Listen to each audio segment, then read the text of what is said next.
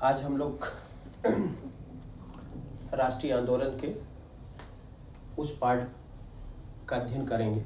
कल हम लोगों ने जो अध्ययन किया था उसमें कुछ बातें उभर कर सामने आई कि बोर्ड काफ़ी ब्लर दिखाई दे रहा था, बातें समझ में नहीं आ रही थी। तो थोड़ा सा मैं उसको उस बारे में प्रकाश डालते हुए आगे मैं बढ़ूंगा, क्योंकि कल हमने गांधी युग की शुरुआत की थी और उस शुरुआत की सर आवाज नहीं आ रही, आप म्यूट हैं। आवाज नहीं आ रही है। आप म्यूट हैं। एक मिनट, अब मेरी आवाज आ रही है? आवाज आ रही है? जी सर। और बोर्ड दिखाई दे रहा है आपको? अब आ रही है।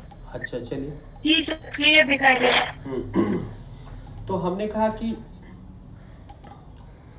कल हमने जो लेक्चर लिया था और उसमें मैं गांधी युग की शुरुआत किया था कि गांधी युग और राष्ट्रीय आंदोलन, और उसमें मैंने कल असहयोग आंदोलन तक का जो टॉपिक था उसको मैंने समाप्त किया था, लेकिन मैं उस पर थोड़ा सा प्रकाश डालते हुए आज आगे बढ़ूंगा, इसलिए कि कल की शिकायत थी लोगों की कि बहुत अच्छा बोर्ड पे दिखाई नहीं दे रहा था, बातें समझ में नहीं आ रही थी। तो आपको इसको थोड़ा सा इस पे आउटलाइन में देते हुए असहयोग आंदोलन और उसके बाद जो है भारतीय राजनीतिक जो दिशा थी, परिदृश्य था, उस पर मैं चर्चा करूंगा। तो आप लोग गांधी युग में आप डाल लीजिए गांधी युग और राष्ट्रीय आंदोलन, ठीक है, ये टॉपिक आपका रहेगा।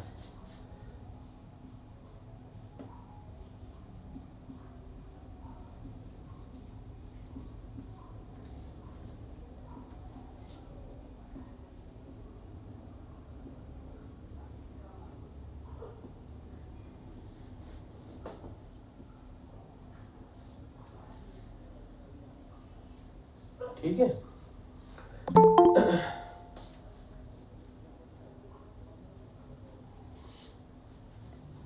गांधी युग और राष्ट्रीय आंदोलन।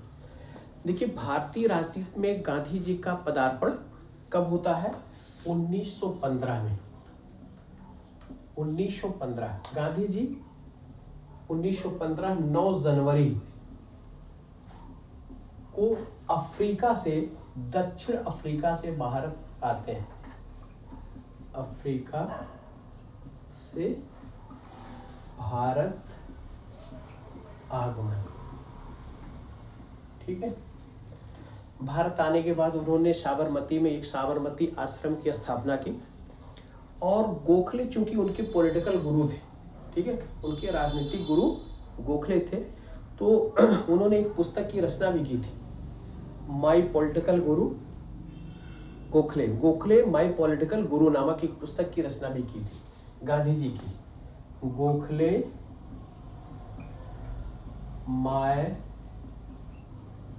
पॉलिटिकल गुरु, ठीक है। इस पुस्तक की रचना किसने की थी? गांधी जी ने की थी, गांधी जी।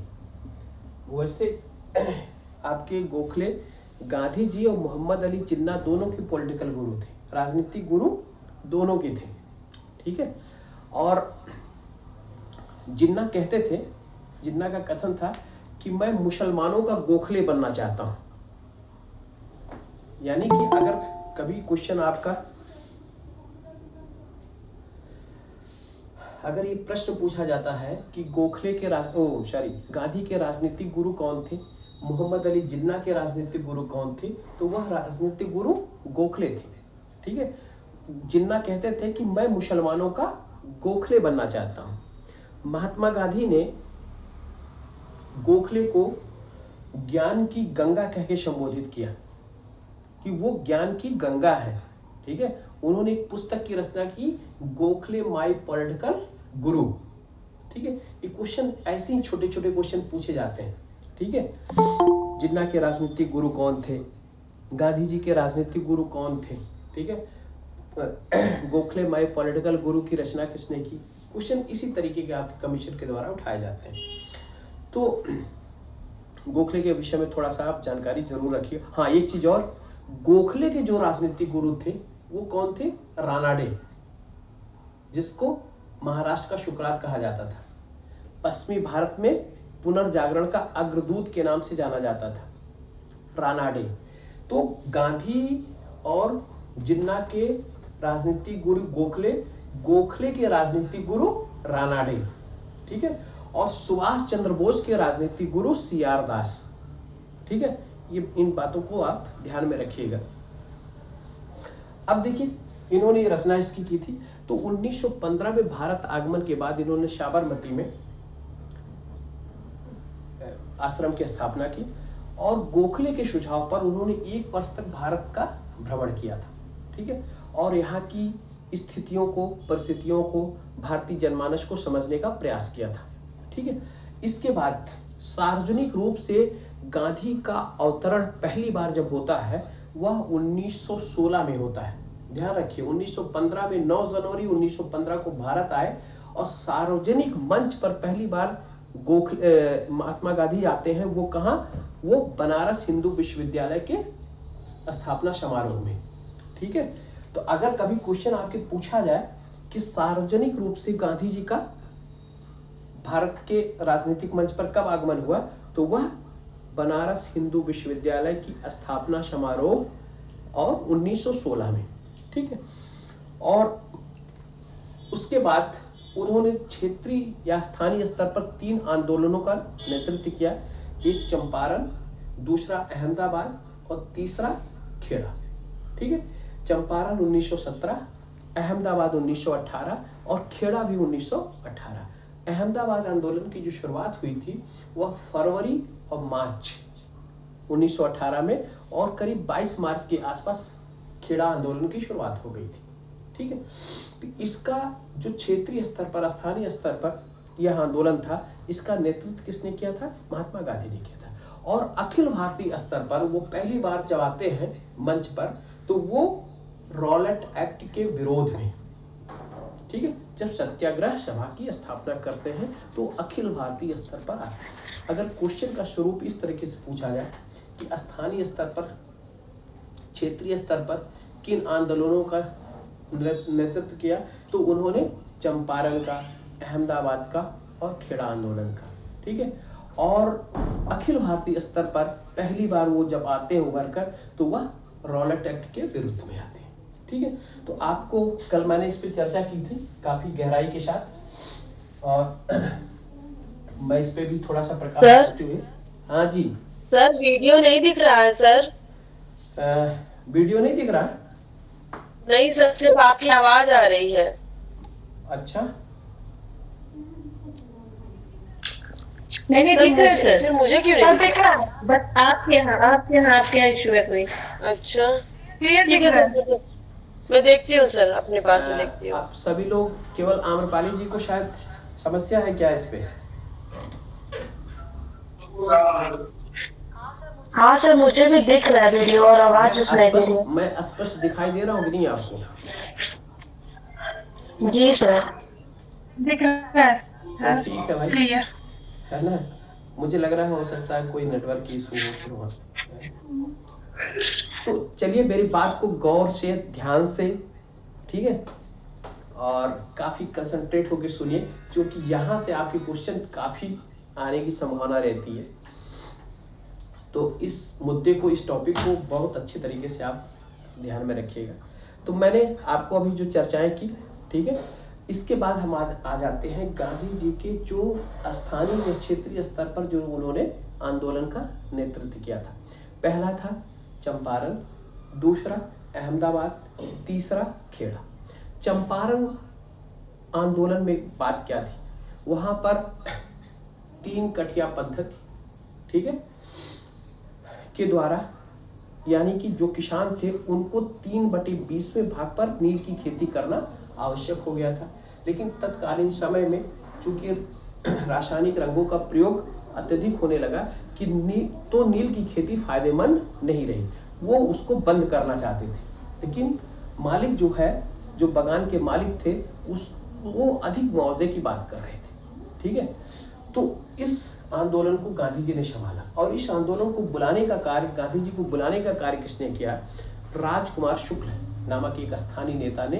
गांधी जी उस समय लखनऊ में उपस्थित थे, वहां पर मुलाकात करके और उन्होंने आमंत्रित किया कि आप चंपारण की स्थिति आकर देखें। ठीक है, गांधी जी जाते हैं, वहां के जो स्थानीय नेता थे उस चंपारण सत्याग्रह में उस समय राजेंद्र प्रसाद जो भारत के पहले राष्ट्रपति बने वो वहाँ मौजूद थे, जेबी कृपलानी थे और नरहर पारिक थे। ठीक है, और महादेव देसाई थे जो इनके सचिव के रूप में, गांधी जी के सचिव के रूप में काम करते थे, बाद में काम किया उन्होंने। ये सब स्थानीय स्तर के नेता वहाँ पर उपस्थित थे।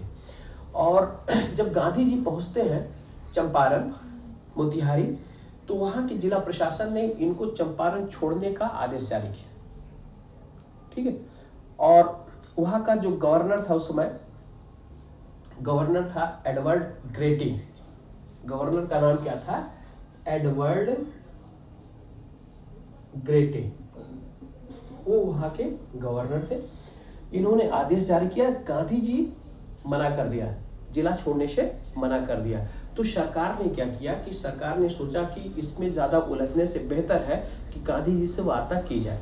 ठीक है, और उन्होंने छोड़ने के लिए बहुत दबाव, जिला छोड़ने के लिए बहुत दबाव नहीं डाला और फिर उन्होंने एक समिति का गठन किया। सरकार ने एक समिति का गठन किया जिसको कहा जाता था चंपारण एग्रोगेरियन समिति कमेटी। इसका इन्होंने गठन किया और इसके अध्यक्ष जो उस समय थे वो बनाए गए थे आपको स्लाई। ठीक, एक अंग्रेज इसका अध्यक्ष बनाया गया था। इसमें गांधी जी को भी शामिल किया गया था इस समिति में और इनकी सिफारिश के आधार पर नील की खेती का जो वहां पर था उसको समाप्त करने की इस समिति ने घोषणा की थी और यह आंदोलन गांधी जी का सफल रहा। इस आंदोलन में गांधी जी ने पहली बार सत्याग्रह करने की धमकी दी थी, लेकिन सत्याग्रह किया नहीं था। गांधी जी के चंपारण सत्याग्रह का एक विरोध हुआ था एक नेता के द्वारा। उस नेता का नाम था एनजी रंगा। एनजी रंगा। चूंकि ये सब तथ्य ऐसे हैं कि यहाँ पर कमीशन का ध्यान ज्यादा जाता है। ठीक है, कि गांधी जी के चंपारण सत्याग्रह का विरोध किस नेता ने किया, चूंकि कई लोगों ने समर्थन ही किया था, विरोध तो किसी ने नहीं किया था। तो विरोध किसने किया था? एनजी रंगा, जो कि एक किसान नेता थे। ठीक है, यह सफल रहा और सफलता के बाद रविंद्रनाथ टैगोर ने गांधी जी को महात्मा की उपाधि दी। क्या दी? महात्मा की उपाधि। ये बहुत पेट फैक्ट है कमीशन का। महात्मा की उपाधि किसने दी थी? रविंद्रनाथ टैगोर। कई बार कई एग्जाम में आपके ये प्रश्न आते हैं कि महात्मा की उपाधि किसने दी थी। अब चंपारण सत्याग्रह के बाद अहमदाबाद के बाद खेड़ा। ठीक है, अहमदाबाद सत्याग्रह में अहमदाबाद ठीक आंदोलन, यह आंदोलन फरवरी मार्च 1918। ठीक है, इसके बाद खेड़ा आंदोलन शुरू होता है। खेड़ा आंदोलन यह मार्च, वैसे शुरुआत इसकी 22 मार्च 1918। कई बार ये प्रश्न आया है कि इन आंदोलनों का क्रम क्या है, किस क्रम में ये आंदोलन हुए। तो आप ध्यान में रखिएगा, पहला हुआ चंपारण, उसके बाद अहमदाबाद और फिर उसके बाद खेड़ा। ठीक है, ए और ए दोनों किसान आंदोलन थे, किसान आंदोलन थे। ठीक है, और यह जो है मजदूर आंदोलन था। ठीक, चंपारण में क्या मैटर था? नील की खेती। अहमदाबाद में मैटर क्या था? प्लेग का बोनस। वहां पर उस समय मिल मालिकों के द्वारा मजदूरों को प्लेग का बोनस दिया जाता था, वो 35% बोनस दिया जाता था। ठीक है, 1914 से लेकर 1918 तक का जो विश्व युद्ध चला, उसके बाद उस विश्व युद्ध के दौरान यहाँ के प्रशासन ने प्लेग बोनस को समाप्त कर दिया था, जिसके विरोध में मजदूर उतर आए थे। ठीक है, और ऐसी स्थिति में गांधी जी इस आंदोलन में हस्तक्षेप किए हैं। ठीक है, और यहाँ पर अंबालाल साराभाई जो मिल मालिक थे, उसमें एक सदस्य था जो गांधी जी के मित्र थे, अंबालाल साराभाई। ठीक है, उनकी बहन का नाम था अनुसुईया वेन। थोड़ा सा ध्यान रखिएगा, अंबालाल साराभाई गुजरात। ये कौन थे? मिल मालिक, मिल मालिक। यह गांधी जी के मित्र थे। और इधर जो है इनकी बहन थी अनुसुईया वेन, अनुसुईया वेन। यह गांधी जी की सहयोगी की भूमिका में इस आंदोलन में भाग ली थी। ठीक है, गांधी जी मिल मालिक इनके मित्र होते हुए भी गांधी जी ने उनका साथ नहीं दिया था। ठीक है, और इस प्रकार से इन्होंने इस आंदोलन को नेतृत्व किया। तो उस समय मिल मालिक जो है 20% प्लेग बोनस देने के लिए तैयार थे, लेकिन गांधी जी 35% से कम स्वीकार नहीं करना चाहते थे, और अंत में मिल मालिक 35% प्लेग बोनस देने के लिए पुनः तैयार हो गए। और इस तरीके से इस आंदोलन में गांधी जी को सफलता मिली। उसके बाद खेड़ा आंदोलन था। खेड़ा आंदोलन उपज अच्छी ना होने के कारण और भू राजस्व वसूल किए जाने के कारण यह आंदोलन शुरू हुआ था। इस आंदोलन में, खेड़ा आंदोलन में इंदुलाल याग्निक और वल्लभ भाई पटेल, ये दोनों लोग शामिल थे। इन्होंने गांधी जी को आमंत्रित किया था, और आमंत्रित करने के बाद उन्होंने कहा कि भू राजस्व की वसूली नहीं होनी चाहिए। ठीक है, और इसके विरोध में उन्होंने आंदोलन किया था कि भू राजस्व को नहीं देना चाहिए। अंत में एक जांच समिति बैठी थी, और उस जांच समिति की रिपोर्ट के अनुसार, ठीक है, उसने कहा कि जो किसान कर देने में सक्षम है उन्हीं से ही कर की वसूली की जाए, और शेष किसानों से कर की वसूली न की जाए। और कर जो है उस समय 6.03 इतना फीसदी कर उन्होंने निर्धारित किया था। ठीक है, ये आपके तीनों स्थानीय आंदोलन हो गए। इसके बाद गांधी जी ने अखिल भारतीय स्तर पर रॉलेट एक्ट के विरोध एक सत्याग्रह सभा की स्थापना की थी। सत्याग्रह सभा, ये सभा की स्थापना फरवरी 1919 में की गई थी। ठीक है, अब थोड़ा सा रॉलेट एक्ट को आप समझ लें। उस समय पूरे राजनीतिक परिदृश्य पे 3 चीजें एक साथ चल रही थी। एक आपका क्या चल रहा था? एक तो विश्व युद्ध कब? 1914 से लेकर 1918 तक। ठीक, और इधर जो है कांग्रेस की राजनीति, यह कांग्रेस का राष्ट्रीय आंदोलन, कांग्रेस का आंदोलन, ठीक, आंदोलन ये चल रहा था। और इसके साथ साथ क्रांतिकारी आंदोलन, क्रांतिकारी आंदोलन, यह भारतीय राजनीति में तीनों एक साथ चल रही थी।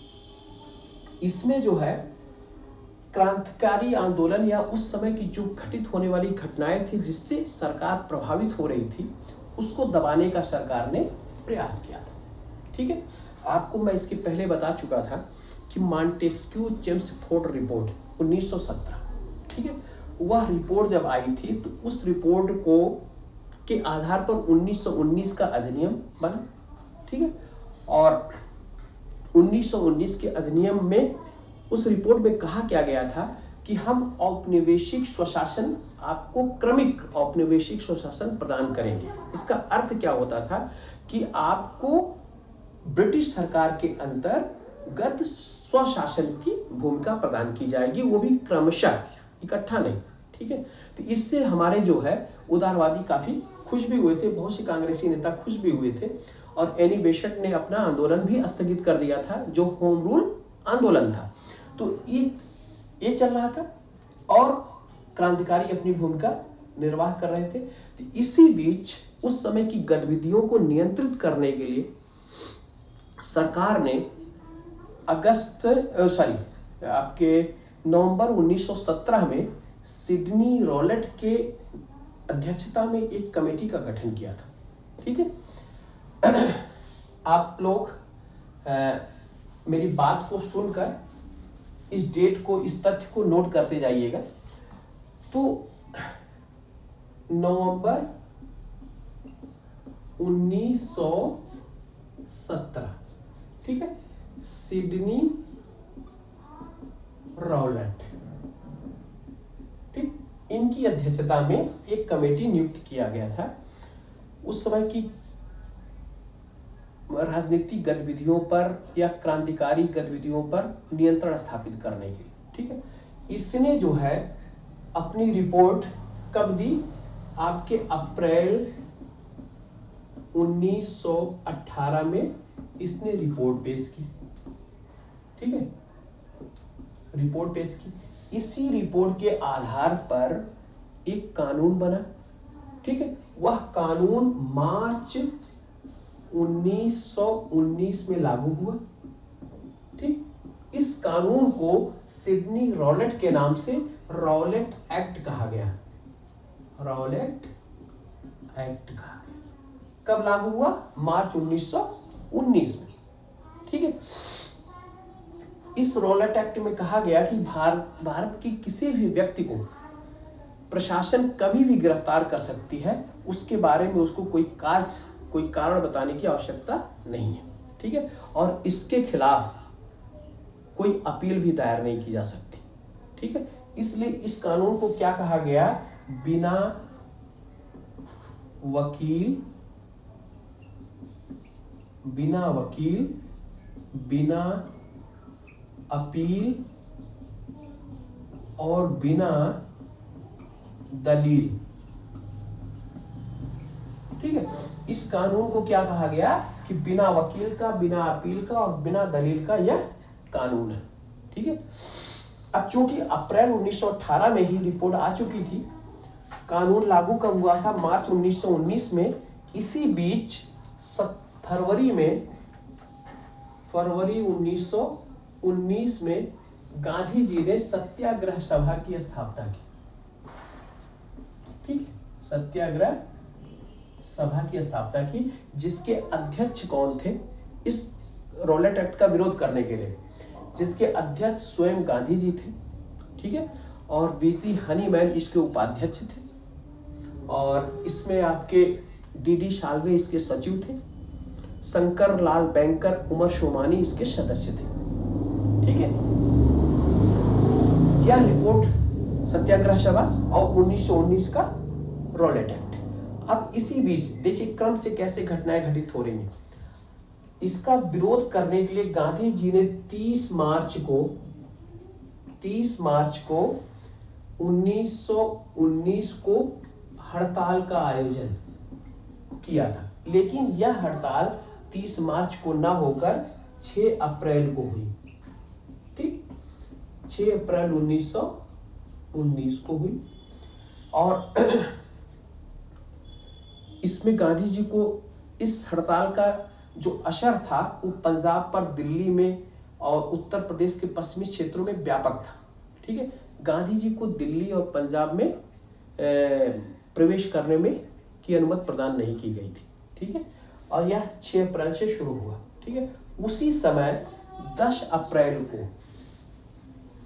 अप्रैल को पंजाब के जो स्थानीय नेता थे, कौन थे? डॉक्टर सतपाल 10 अप्रैल 1919, डॉक्टर सत्यपाल और डॉक्टर कीचलू, ये दोनों नाम आप याद रखिएगा, कीचलू, ये दोनों नेताओं को सरकार ने गिरफ्तार करवा लिया। इनकी गिरफ्तारी के विरोध में 13 अप्रैल 1919 को जलियांवाला,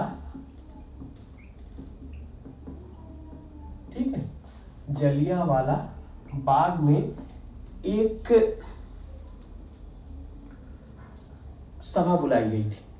ठीक है, जलियांवाला बाग एक सभा आयोजित की गई थी। उस सभा में करीब 20,000 लोग शामिल थे। ठीक, और उस सभा को हंसराज नामक व्यक्ति संबोधित कर रहा था। ठीक है, उसी समय पंजाब का जो लेफ्टिनेंट गवर्नर था, लेफ्टिनेंट गवर्नर, उसका नाम था माइकल ओ डायर। ठीक, और एक नाम आपको मिलेगा माइकल आर डायर। दो नाम ध्यान रखिएगा। पंजाब का लेफ्टिनेंट गवर्नर कौन था? Michael O'Dwyer. उसने पंजाब में मार्शल लॉ लागू कर दिया था और उस समय सेना का संचालन जो है, मार्शल लॉ का मतलब क्या होगा कि सेना के हवाले शहर को कर देना। ठीक है, और उस समय उस सेना का संचालन कौन कर रहा था? Michael O'Dwyer. ठीक है, इसी ने जलियांवाला बाग हत्याकांड के निहत्थे लोगों पर, जिसमें बच्चे भी शामिल थे, महिलाएं भी शामिल थी, उनके ऊपर गोलियों की बौछार कर दी।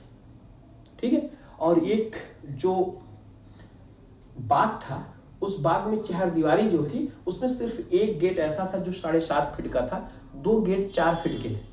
ठीक है, और उससे 20,000 की संख्या में लोग वहां भरे हुए थे। लोग भाग नहीं पाए और करीब 1,000 लोग मारे गए। जरा सोच लीजिए कि किसी भी घटना स्थल पर 1,000 लोग का मारा जाना।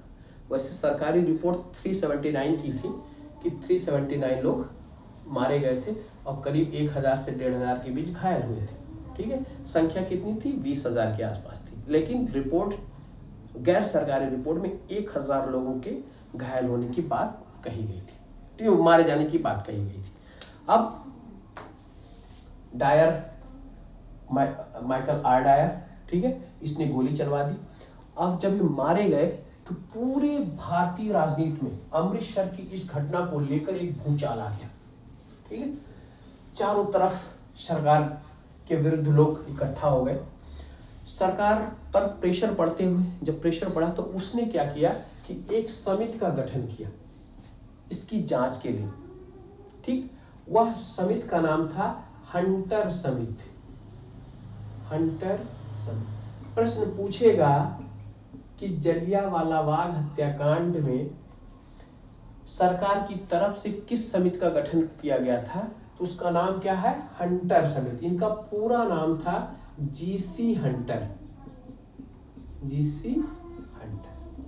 ठीक, इस हंटर समिति में जो लोग शामिल थे, उन शामिल लोगों में आपको रेस्किन, राइस, ठीक, और आपके स्मिथ और ऐसे और लोग थे। लेकिन इसमें 3 लोगों को, 3 भारतीयों को भी शामिल किया गया था। उस भारतीयों में एक नाम था चमनलाल सीतलवाड़।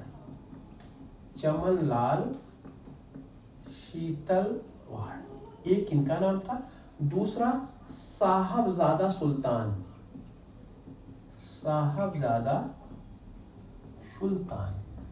ठीक, तीसरा नाम आपका वो जगत नारायण। इन तीनों का नाम जरूर याद रखिएगा। ये नाम कई बार पूछे गए हैं कमीशन की तरफ से कि हंटर समिति में जो 3 भारतीय शामिल थे उनका क्या नाम था। ठीक है, तो उनका नाम क्या था आपका?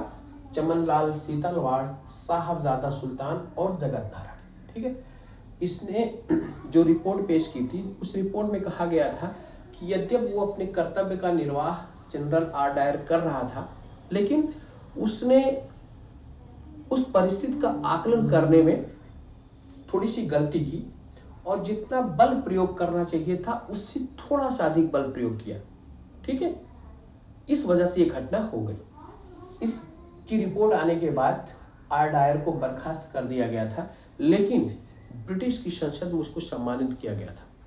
इंग्लैंड का शेर कह के उसको सम्मानित किया गया था, उसको वहां पर इनाम दिया गया था। ठीक है, और ये तो इसकी रिपोर्ट हो गई। और दूसरे, भारतीय राष्ट्रीय कांग्रेस ने भी एक समिति का गठन किया गया था। वो समिति के गठन में उसके अध्यक्ष जो थे मदन मोहन मालवीय, इनकी अध्यक्षता में वह समिति गठित हुई थी। इसमें सदस्य के रूप में गांधी जी शामिल थे और मोतीलाल नेहरू शामिल थे, ये सब लोग शामिल थे, सी.आर. दास शामिल थे, हकीम अजमल शामिल थे। लेकिन इसकी अध्यक्षता कौन किया था? मदन मोहन मालवीय ने। और इसकी रिपोर्ट आने के बाद पूरी तरीके से उसने जनरल डायर को इस पे अपराधी घोषित किया था इस समिति में, और पूरी तरीके से इसको दोषी ठहराया गया था इस समिति की रिपोर्ट की। अब ये हो गया आपका जलियांवाला बाग हत्याकांड। इसके पहले क्या था? रॉलेट एक्ट था, उसी के विरोध में जलियांवाला बाग हत्याकांड। उसके बाद समिति जो गठित हुई वो जीसी हंटर की अध्यक्षता में सरकार ने और मदन मोहन मालवीय की अध्यक्षता में कांग्रेस के लोगों ने समिति गठित की। ठीक है, अब इस घटना के बाद गांधी जी पूरे भारतीय राजनीति पर छा गए। ठीक है, और आंदोलन की बागडोर पूरी तरीके से गांधी के हाथों में आ गई।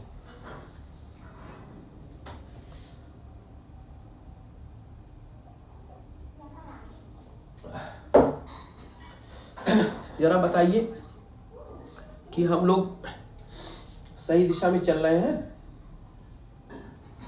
आवाज के स्तर पर और दृश्यता के स्तर पर?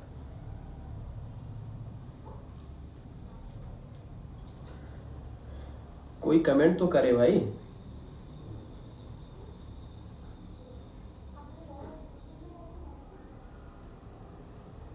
आम्रपाली, आकांक्षा जी सर, बहुत स्पष्ट आ रही है।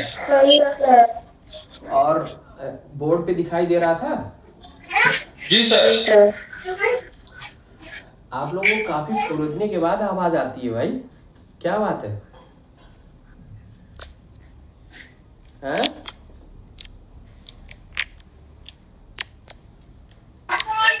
आकांक्षा जी, ऑन करने में सब थोड़ा सा वक्त लग गया। अच्छा। तो चलिए, इसकी सूचना आप देते रहेंगे तो मुझे भी शांति रहेगी। चलिए, हम सही दिशा में चल रहे हैं, जो बातें कह रहे हैं आपके कान तक पहुंच रही हैं और उसको आप लोग अपने दिलो दिमाग पर ले जाने की कोशिश करिएगा। ठीक है, तो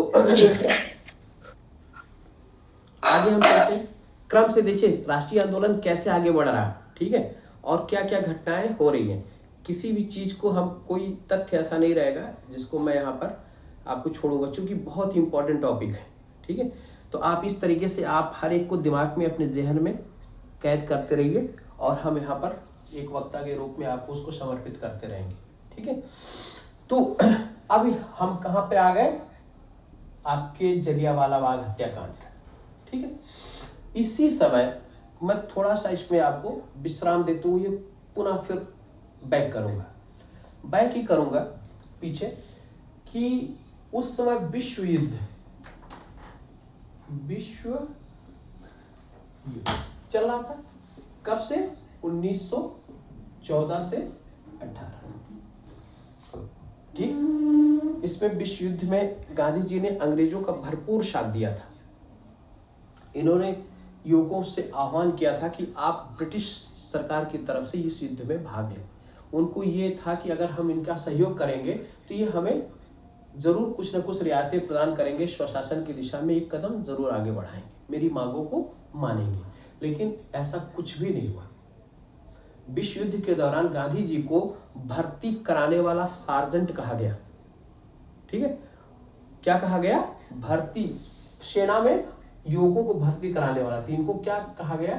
भर्ती कराने वाला सार्जेंट। किसको? गांधी को। ठीक है, और इनको कैसर हिंद की उपाधि भी दी गई। कैसर हिंद की उपाधि भी दी गई। ठीक है, लेकिन युद्ध की समाप्ति तक ये क्लियर हो गया था कि सरकार की तरफ से हमें कुछ मिलने वाला नहीं है। ठीक है, और युद्ध के दौरान मतलब उसी समय ये सब घटनाएं भी हो रही थी। रॉलेट एक्ट आ गया था, अमृतसर की घटना भी हो गई थी। ठीक है, अब यहाँ पर हुआ क्या कि इस युद्ध में ऑस्ट्रिया, जर्मनी, इटली ये सब एक तरफ थे, तुर्की एक तरफ थे, इंग्लैंड, फ्रांस, रूस यह सब एक तरफ थे।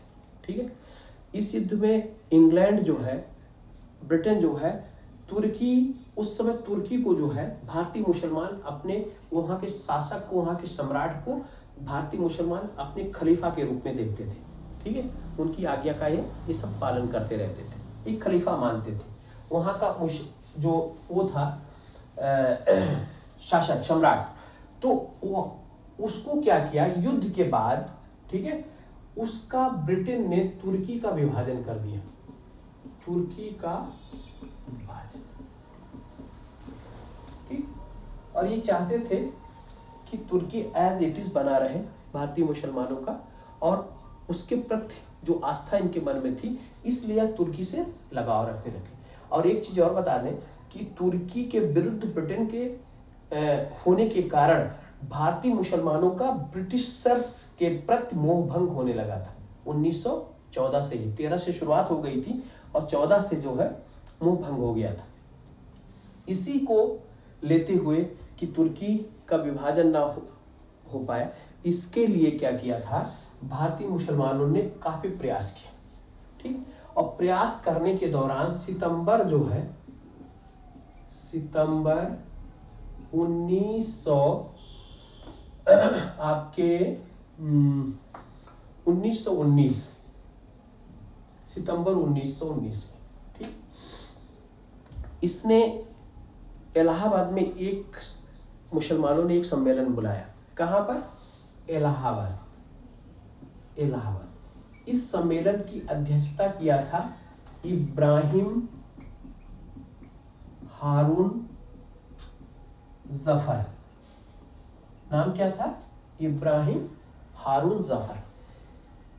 इलाहाबाद सम्मेलन किसकी थी? मुसलमानों का। मुसलमानों का। आप डेट को थोड़ा ध्यान रखेंगे तो आपका सीक्वेंस बनता जाएगा। इसमें क्या किया, अखिल भारतीय खिलाफत समिति का गठन किया गया।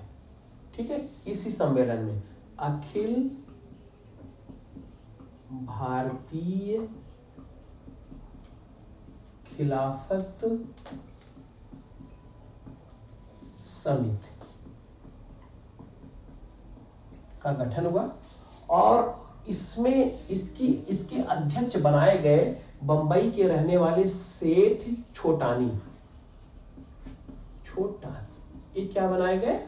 अध्यक्ष बनाए गए।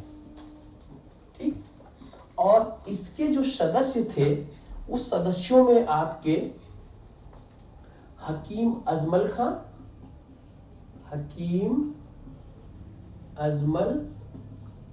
खां, ठीक है, हसरत मोहानी,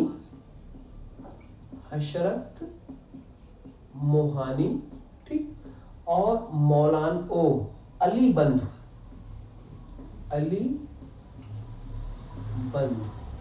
अली बंधु में शौकत अली और मोहम्मद अली। शौकत और मोहम्मद, ये दोनों भाई थे।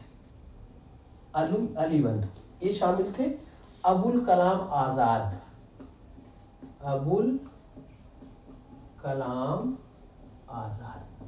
और मौलाना वारी, ये सब इसके सदस्य थे। अगर कभी पूछ ले कि अखिल भारतीय खिलाफत समिति का अध्यक्ष कौन था, तो अध्यक्ष बनाए गए थे सेठ छोटानी, याद रखिएगा। समत उसके सदस्य के रूप में कौन थे?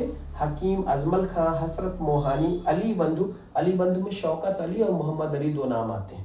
और अबुल कलाम आजाद और मौलाना वारिस के सदस्य थे। इन लोगों ने, देखिए ये सितंबर की घटना है, ठीक है। अक्टूबर में खिलाफत दिवस मनाया इन्होंने 17 अक्टूबर 1919 को क्या बनाया? खिलाफत दिवस बनाया, ठीक है। उसके बाद इन्होंने नवंबर 1919 में दिल्ली में एक सम्मेलन बुलाया, ठीक है।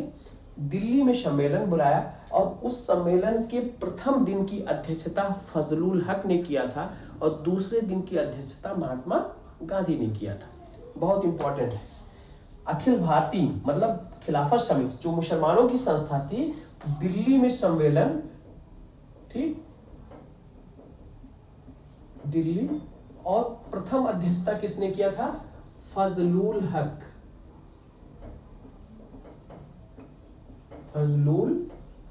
और दूसरे दिन की अध्यक्षता किया था महात्मा गांधी।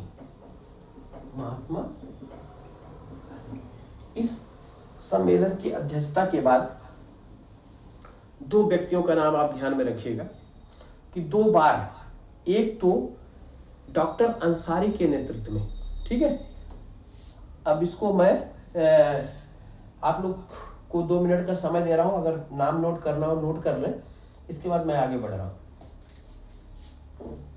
सर इस समय थोड़ा सा क्लियर दिखाई नहीं दे रहा है। अच्छा, इस समय नहीं दे रहा है? हाँ, वो लिखने में अच्छा थोड़ा सा।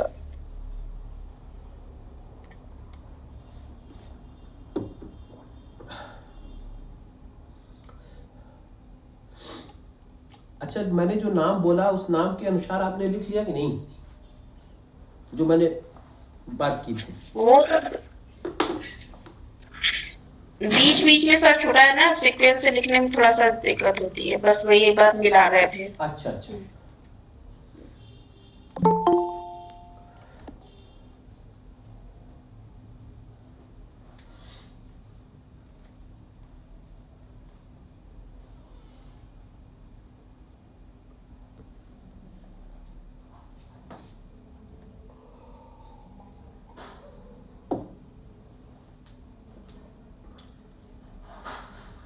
चलिए ठीक है।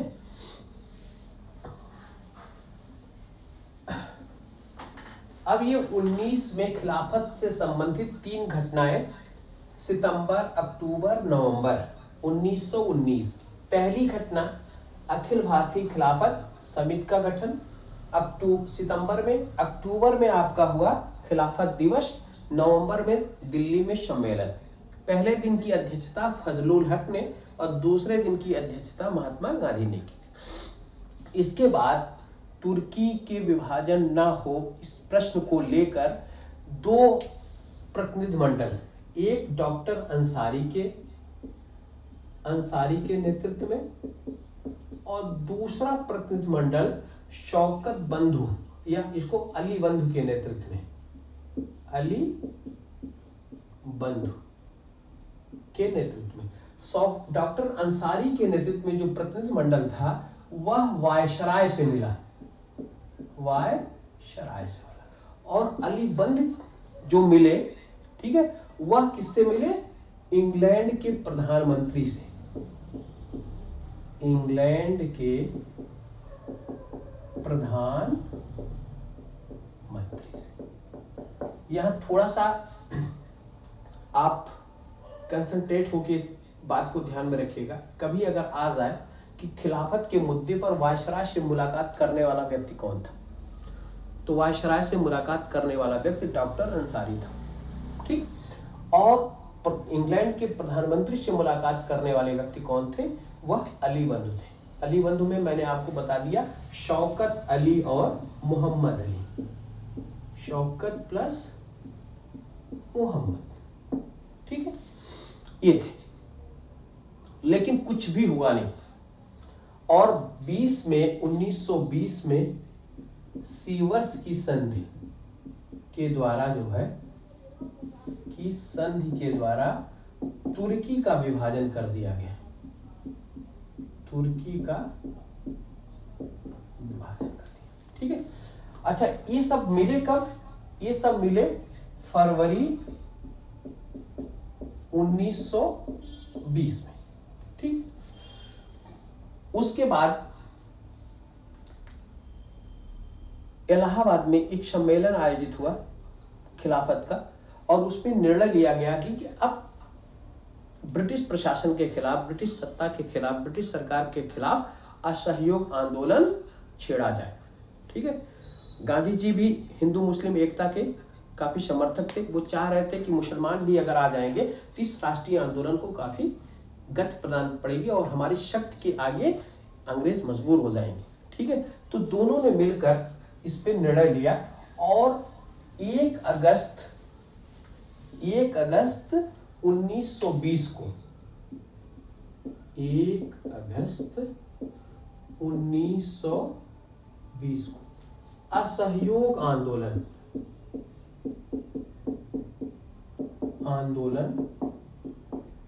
चलाया गया। ठीक है। इस पे कांग्रेस की कार्यसमिति ने जुलाई में 28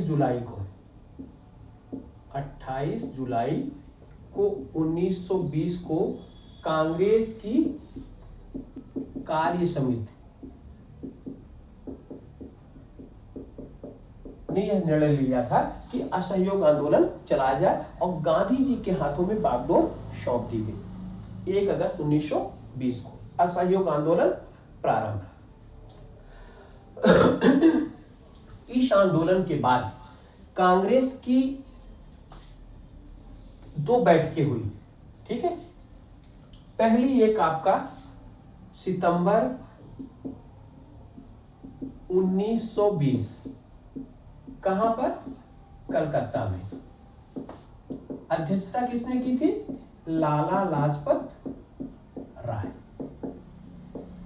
ठीक है। 1 अगस्त को असहयोग आंदोलन प्रारंभ और उसके बाद सितंबर 1920 में ठीक कांग्रेस का अधिवेशन होता है। कहां होता है? कलकत्ता में। अध्यक्षता किसने की? लाला लाजपत राय। दूसरा अधिवेशन कांग्रेस का होता है दिसंबर 1920। कहां पर? नागपुर। अध्यक्षता किसने की? विजय राघवाचारी।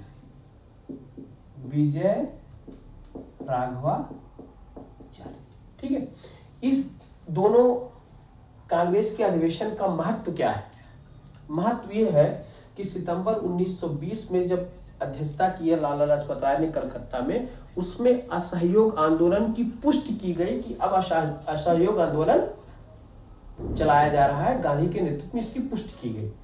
और दिसंबर 1920 में नागपुर में जो अधिवेशन हुआ, यह विशेष अधिवेशन था। ये कौन सा था? इसको विशेष अधिवेशन कहते हैं। विशेष। तो वहां पर 2 बातें आई। एक हुआ कि अभी तक हम संवैधानिक तरीके से स्वशासन की मांग ब्रिटिश सरकार से कर रहे थे, लेकिन अब आवश्यक और कहां पे? ब्रिटिश सरकार के अंतर्गत स्वशासन प्राप्त करना। किससे? संवैधानिक तरीके से। अब हमें करना क्या है? शांति और उचित तरीके से, शांतिपूर्ण माहौल में और उचित तरीके से स्वशासन की मांग ब्रिटिश सरकार के अंतर्गत हो या ब्रिटिश सरकार से बाहर। ठीक है। इस बात की चर्चा कहां पे की? पुष्टि की गई नागपुर में। विजय राघवाचारी इसके थे। मैं इस तथ्य को इसलिए बात कर रहा हूं कि आपको प्रश्न यहां से ही पूछे जाने की संभावना है कि कहां पे जो है कि किस अधिवेशन में क्या बातें कही गई। तो एक पहला है कि अब हम संवैधानिक तरीकों को छोड़कर, ठीक है, हमको उचित और शांतिपूर्ण तरीके से ब्रिटिश सरकार के अंतर्गत और आवश्यकता है तो ब्रिटिश सरकार के बाहर हम भारतीय स्वशासन की मांग करेंगे। यानी कि जो शासन सत्ता है वो उसकी बागडोर भारतीयों के हाथ में आ जाए। यह नागपुर अधिवेशन में किया गया और रचनात्मक कार्यों पर वहां पर। और दूसरा महत्वपूर्ण था कि कांग्रेस का विस्तार किया जाए। ठीक है, इसकी चर्चा यहां पर हुई। ठीक है। यहाँ पर नागपुर अधिवेशन में कहा गया कि अखिल भारतीय स्तर पर एक कार्य समिति कांग्रेस की बनाई जाए, वह कार्य समिति में 300 सदस्य शामिल किए जाए। ठीक है, एक ये बात कही गई।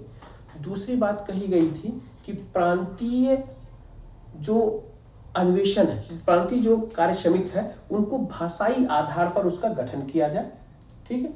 तीसरी बात, नागपुर के जो दूसरा इनका महत्वपूर्ण वो था, फैक्ट था जिस पे चर्चा की गई थी, उस पे कहा गया था कि हिंदी को, ठीक है, आपको राष्ट्रीय संघर्ष की भाषा के रूप में स्वीकार किया जाए और कताई बुनाई को और स्वदेशी को अपनाने पर बल दिया जाए। इस बातों का उल्लेख किया गया था। ठीक है। पहला क्या था नागपुर में, एक तो स्वराज कब संवैधानिक तरीकों को छोड़कर उचित या शांतिपूर्ण तरीके से ब्रिटिश सरकार के अंतर्गत और या तो आवश्यकता पड़ने पर ब्रिटिश सरकार से बाहर, इसकी मांग की गई। और दूसरा कहा गया कि कांग्रेस की कार्य समिति का विस्तार किया जाए। ठीक है। संविधान और जो है 300 सदस्यों की कार्य समिति अखिल भारतीय स्तर पर बनाई जाए। प्रांतीय स्तर पर जो कार्य समिति बने वो भाषाई आधार पर उसको गठन किया जाए। और कहा गया कि राष्ट्रभाषा नहीं, हिंदी को संघर्ष की भाषा बनाई जाए। और इसके अलावा जो है आपकी कताई बुनाई, इस सब चीज को महत्ता या स्वदेशी को महत्व प्रदान किया जाए। इन बातों का उल्लेख नागपुर में किया गया। ठीक है। अब जरा देखिए, 1 अगस्त 1920 को जब यह आंदोलन प्रारंभ हुआ तो उसी दिन बीजी तिलक यानी कि बाल गंगाधर तिलक का देहांत हो जाता है। उसी दिन तिलक का देहांत। ठीक है। उसके बाद बहरहाल चूंकि आंदोलन प्रारंभ हुआ, तिलक का देहांत हुआ, तो कांग्रेस के लिए एक बहुत बड़ा आघात लगा था उस दिन। ठीक है। अब कलकत्ता में अधिवेशन, नागपुर में अधिवेशन, और बागडोर किसके हाथों में दी गई? कांग्रेस महात्मा गांधी के हाथों में दी गई आंदोलन चलाने की। गांधी जी ने कहा कि 1 वर्ष के भीतर हम स्वराज प्राप्त करेंगे। स्वराज प्राप्त। अब जरा सोचिए, गांधी ने घोषणा कर दी कि इस आंदोलन के बाद हम 1 वर्ष के भीतर स्वराज की प्राप्ति कर लेंगे। ठीक है, ये बात हो गई। उसके बाद असहयोग आंदोलन के दौरान गांधी जी ने कांग्रेस ने जो क्या कहते हैं कि कार्य समिति ने या कांग्रेस ने जो धारा तैयार की थी उसमें 2 बातें थी। एक सकारात्मक रुख था, असहयोग आंदोलन का सकारात्मक पक्ष क्या क्या था, और दूसरा नकारात्मक पक्ष क्या क्या था। ठीक है। इसमें 2 बिंदुओं पर इन लोगों ने काम किया था। सकारात्मक रूप में कांग्रेस ने क्या किया था, इसके जो सकारात्मक पक्ष थे, सकारात्मक, ठीक, उसके दौरान इन्होंने क्या किया, राष्ट्रीय कॉलेज की स्थापना, राष्ट्रीय कॉलेज की स्थापना। ठीक। उसके बाद पंचायतों की स्थापना, पंचायतों की स्थापना। ठीक। इसके साथ साथ इन्होंने अस्पृश्यता का अंत, अस्पृश्यता का अंत, इसके साथ इन्होंने हिंदू मुसलमान एकता, हिंदू मुस्लिम एकता। ठीक है। इन सब कार्यों का संचालन इन्होंने सकारात्मक रूप से किया। ठीक है। नकारात्मक पक्ष इसके जो थे, नकारात्मक, इन्होंने क्या किया, कार्यसूची में जो नकारात्मकता की कार्यसूची थी उसमें इन्होंने क्या किया कि स्कूलों, कॉलेजों, कचहरी, या इसको अदालत कह सकते हैं, अदालतों, ठीक, उपाधियों,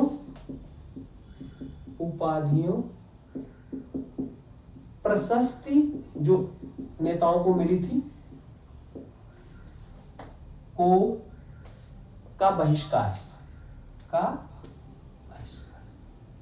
ठीक है, यानी कि उपाधियों को लौटा दिया गया, प्रशस्ति जो प्राप्त थे उसको लौटा दिया गया, स्कूलों को, कॉलेजों का, अदालतों का, सरकारी नौकरियों का बहिष्कार कर दिया गया। ठीक है, कि हम उसमें भाग नहीं लेंगे। अब अदालतों के बहिष्कार के क्रम में मोतीलाल नेहरू, आपके CR दास, विट्ठल भाई पटेल, सरदार पटेल, जवाहरलाल नेहरू, राजगोपालाचारी, राजेंद्र प्रसाद, इस सब ने अपनी जो है वकालत का पेशा त्याग दिया। ठीक है, और इस आंदोलन में बड़ी संख्या में, बहुत बड़ी संख्या में छात्रों ने भाग लिया। ठीक है, इस तरीके से बहिष्कार किया गया।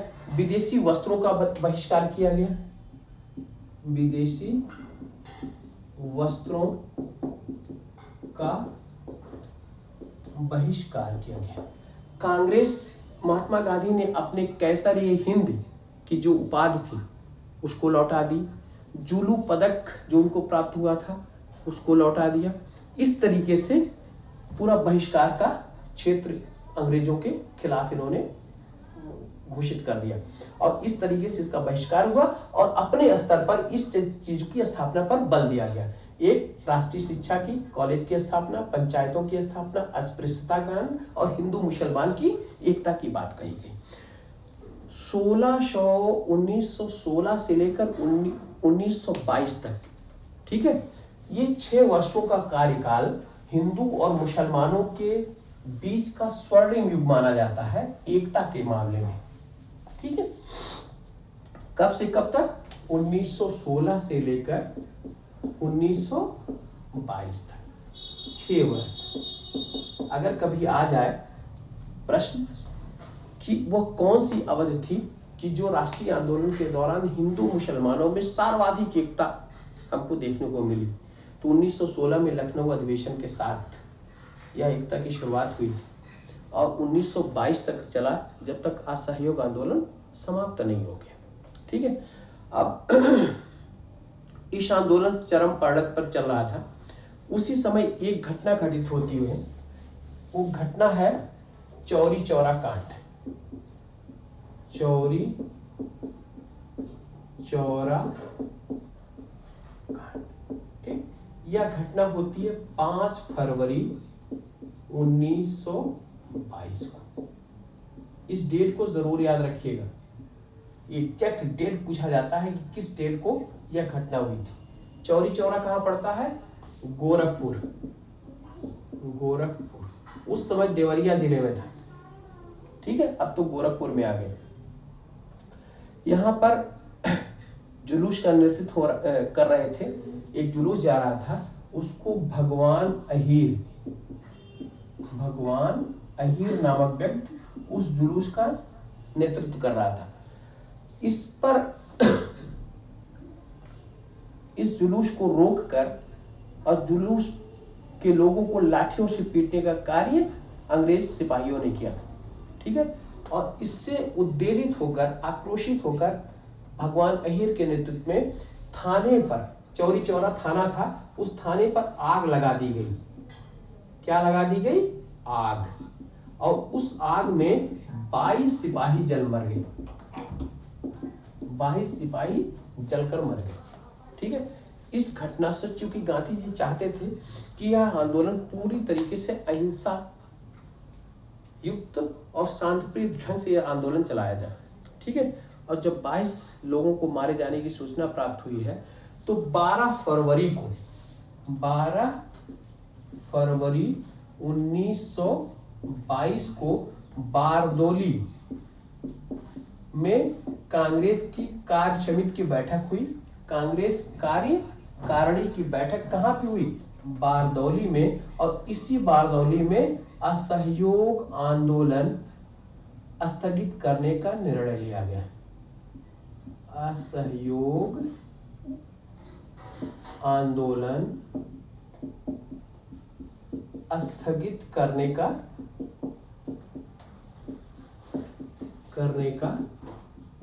निर्णय। ठीक है, अब ये 2 डेट जरूर याद रखिएगा, 5 फरवरी 1922 चौरी चौरा कांड और 12 फरवरी 1922 असहयोग आंदोलन का स्थगन। इस आंदोलन की बड़ी गहरी प्रतिक्रिया होती है, ठीक है। कांग्रेस के सभी नेता इसके विरोध में उतर आते हैं, कहते हैं कि जब आंदोलन अपने चरम पर था, सुभाष चंद्र बोस कहते हैं कि असहयोग आंदोलन अपने चरम पर था और गांधी जी को यह आंदोलन स्थगित करने का निर्णय एक भारी भूल हुई, ठीक है। गांधी जी को ऐसा कदम नहीं उठाना चाहिए था। इतने बड़े क्षेत्र में एक कहीं न कहीं छोटी मोटी घटनाएं होती रहती हैं, लोगों का कहना था, लेकिन गांधी जी अपने सिद्धांतों के अनुकूल आंदोलन को ले चलना चाह रहे थे, आगे बढ़ाना चाह रहे थे, इसलिए उन्होंने आंदोलन को स्थगित कर दिया। और आंदोलन स्थगित हुआ 12 फरवरी को और 10 मार्च को गांधी गिरफ्तार हो गए। 10 मार्च 1922 गांधी गिरफ्तार, ठीक, गिरफ्तार हो गए। इनको 6 वर्ष की सजा सुनाई गई, लेकिन खराब स्वास्थ्य के कारण इन्हें 1924, ठीक है, 1924 में रिहा कर दिया गया, रिहा कर दिया गया, ठीक है। यह आपका असहयोग आंदोलन रहा।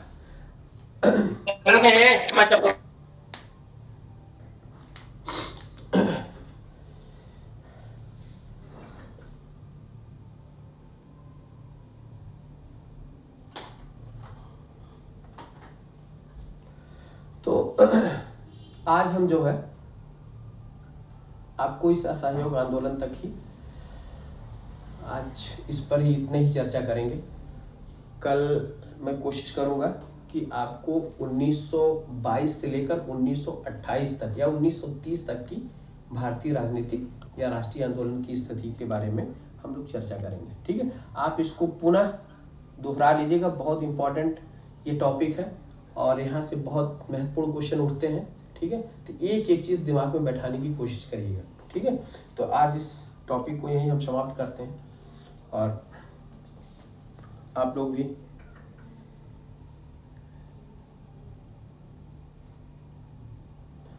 ठीक है, आप लोग भी जो है इस टॉपिक को दोहरा लीजिएगा और कल फिर मिलते हैं आप, ठीक है। तो आपको बहुत बहुत शुभकामनाएं और शुभ रात्रि, शुभ रात्रि और शुभ रात्रि।